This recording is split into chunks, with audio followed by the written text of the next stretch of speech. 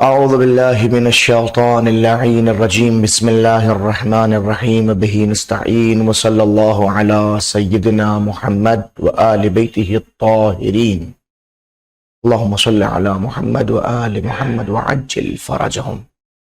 قال رسول الله صلى الله عليه وآله وسلم نعم وزير الإيمان العلم. حضور سرور کائنات حضرت محمد مصطفیٰ صلی اللہ علیہ وآلہ وسلم کا ارشاد گرامی تو اس وقت آپ حضرات کی خدمت عالیہ میں عرض کیا کہ حضور فرماتے ہیں کہ نعم وزیر الایمان، ایمان کا بہترین وزیر العلم، علم ہوتا ہے. دیکھیے اس کائنات میں اگر ایک انسان کامیاب و کامرانی چاہتا ہے تو اس کے لیے با ایمان ہونا بہت ضروری ہے. اگر وہ با ایمان ہے اور ایمان والا انسان ہے تو اس کی کامیابی ہے. ظاہر ہے کہ ایک مومن ہونا بڑا شرف ہے. اللہ سبحانہ و تبارک و تعالیٰ نے قرآن مجید کے اندر مومنین سے ڈائریکٹ گفتگو کی. یا ایھا الذین آمنوا جیسی مختلف آیات آپ کی پیش نظر ہوں گی. یہاں پہ اللہ سبحانہ و تبارک و تعالیٰ ڈائریکٹ مومنین سے ہم کلام ہو رہا ہے. اب اگر کوئی مومن ہوتے ہوئے بھی چاہتا ہے کہ اس کا ایک بہترین وزیر ہو، ایک اچھا مشورہ دینے والا ہو، تو وہ علم سے بہتر کوئی ہو نہیں سکتا. اس لیے کہ حضور سرور کائنات صلی اللہ علیہ وآلہ وسلم کا ارشاد گرامی کہ بہترین وزیر اگر کوئی ایمان کا ہو سکتا ہے تو وہ علم ہے. اللہ سبحانہ و تبارک و تعالی ہمیں علم سے وابستگی کی توفیق مرحمت فرمائے. گفتگو چل رہی تھی علامات حقیقت و مجاز سے متعلق. علامات حقیقت و مجاز کا مطلب یہ ہے کہ ایک لفظ آیا آپ کے سامنے، آپ کو اس میں شک پیدا ہوا کہ اس لفظ کے معنی حقیقی کیا ہیں اور ایک معنی مجازی کیا ہیں. تو اب آپ کو پتہ چلنا ہے کہ اس کے معنی حقیقی کیا ہے. معنی میں اس معنی میں یہ لفظ بعنوان حقیقت استعمال ہوتا ہے یا بعنوان مجاز استعمال ہوتا ہے، یہ بات سامنے آتی ہے. انہوں نے کہا کچھ علامتیں ہیں، ان علامتوں کو آپ دیکھیے سامنے اور نتیجہ نکالیے کہ جناب یہ معنی حقیقی ہیں یا معنی مجازی ہیں. پہلی علامت تھی التبادر.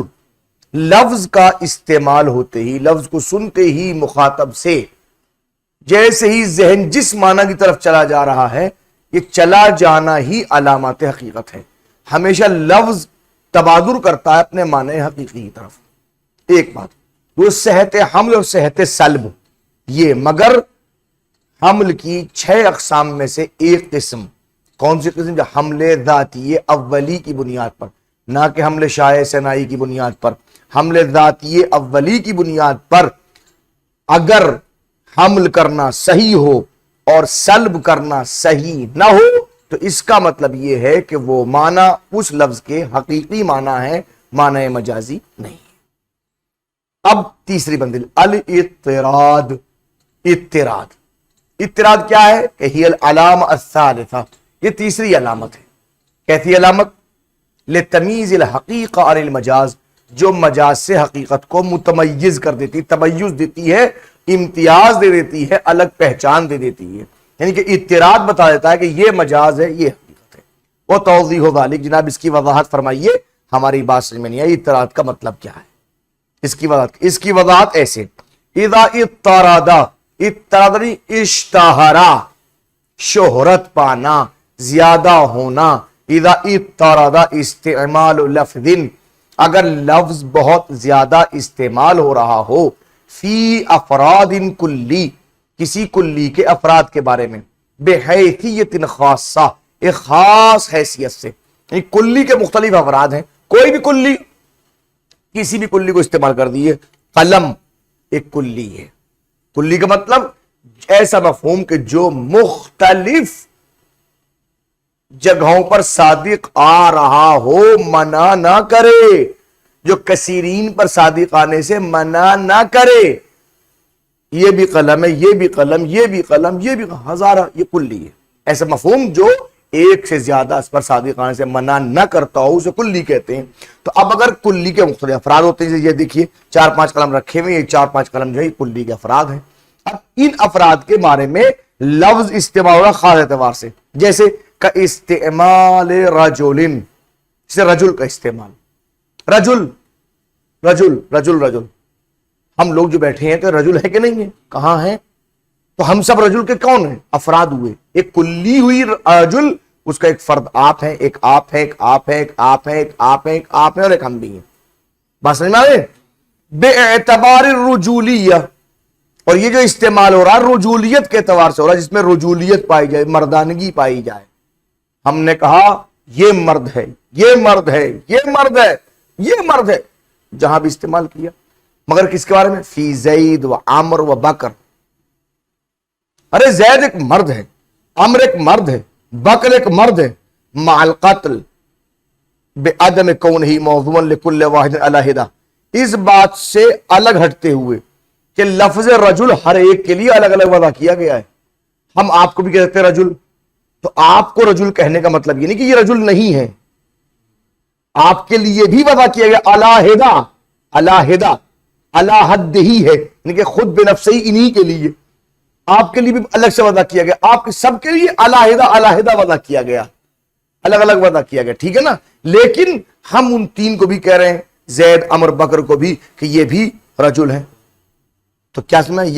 یستکشف منہ، تو اس استعمال سے یہ بات ظاہر ہوتی ہے کہ وجود جامع بین الافراد، کہ ان تمام افراد میں ایک ایسا وجود موجود ہے جو ان سب کو جمع کر رہا ہے. قد وضع اللفظ بإزائہ، جس کے مقابلے میں لفظ کو وضع کیا گیا، وہ کیا مردانگی ہے. لفظ رجل، اس میں رجولیت، تو رجولیت ایک ایسی فرد جامع ہے، ایک وجود جامع ہے جو آپ میں بھی ہے، آپ میں بھی ہے، آپ میں بھی ہے، آپ میں بھی ہے، آپ میں بھی ہے. بات واضح ہو رہی ہے؟ تو یہ بات کرنا کہ ایک وجود جامع موجود ہے ان تمام افراد میں جس کے مقابلے میں لفظ بنایا گیا ہے. اب انہوں نے کہا فالجاہل باللغہ، اب اگر لغت کا کوئی جاہل ہے، کوئی لغتی کو نہیں جانتا، لفظ رجل کو ہی نہیں جانتا، اذا اراد الوقوف على معانی اللغات الاجنبیہ من اہل اللغہ، اگر وہ چاہتا ہے کہ وہ اجنبی لغات کے معانی کو سمجھے، اور کسے سمجھے؟ من اہل اللغہ، اہل لغہ سمجھے. فرض کیجئے آپ انگریزی سیکھنا چاہتے ہیں، تو انگریزوں سے، چونکہ لغت انگریزی آپ کے لیے اجنبی ہے، آپ کی زبان اردو ہے، اور لغت اجنبیوں میں سے ایک اجنبی لغت کا نام انگریزی ہے. تو آپ چاہتے ہیں کہ یہ اجنبی لغت سمجھیں اور اس کے تمام الفاظ کے معانی کو سمجھیں، مگر کس سے؟ من اہل اللغہ، خود انگریزوں سے سمجھیں. فلیس لہ سبیل الا الاستماع الی محاوراتہم، تو آپ کے پاس صرف ایک ہی راستہ ہے کہ آپ انگریزوں کے پاس جائیے، ان کی باتوں کو سنیے، وہ کس لفظ کو کہاں استعمال کر رہے ہیں. وہ جب واٹر کہتے ہیں give me a glass water, اور انہوں نے کہا give me a glass water, جو انہوں نے کہا یہ ایک گلاس واٹر، آپ نے کہا، اب آپ جب کئی بار سنیں گے سمجھ میں اوہ یہ پانی کو واٹر کہتے ہیں. تو آپ کے پاس راستہ ایک ہی ہے، فلیس لہ، تو اس کے پاس نہیں ہے سبیل، کوئی راستہ، الا الاستماع الی محاوراتہم، کہ ان کی باتوں کو سنیں. ایک بات، فاذا رأى ان لفظا خاصا، اب جب وہ سن کر اس نے دیکھا کہ ایک خاص لفظ ہے، یستعمل مع محمولات عدیدہ فی معنی معین، کہ مختلف جگہوں کے اوپر ایک خاص معنی میں اس لفظ کو استعمال کرتے ہیں.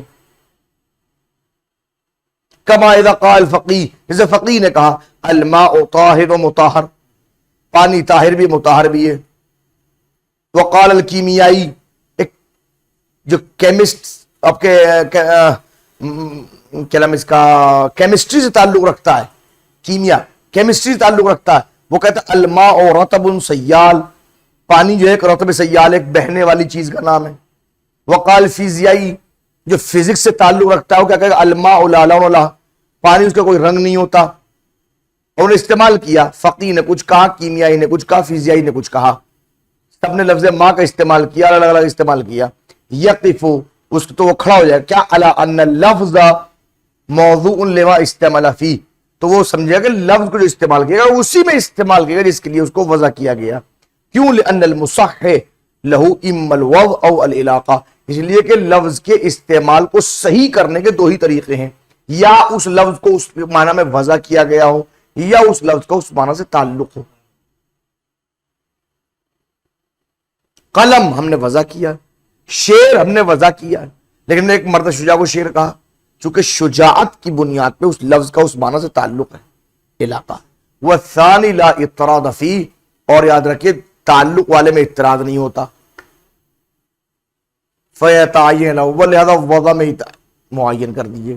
تو اطراد لفظ کا باقاعدہ استعمال، بہت زیادہ استعمال آپ کو بتاتا ہے کہ یہ لفظ اس معنی کے لیے وضع کیا گیا، اس کے لیے وضع نہیں کیا گیا. تعلق کو جو استعمال ظاہر نہیں کیا جاتا، وضع کو ظاہر کیا جاتا.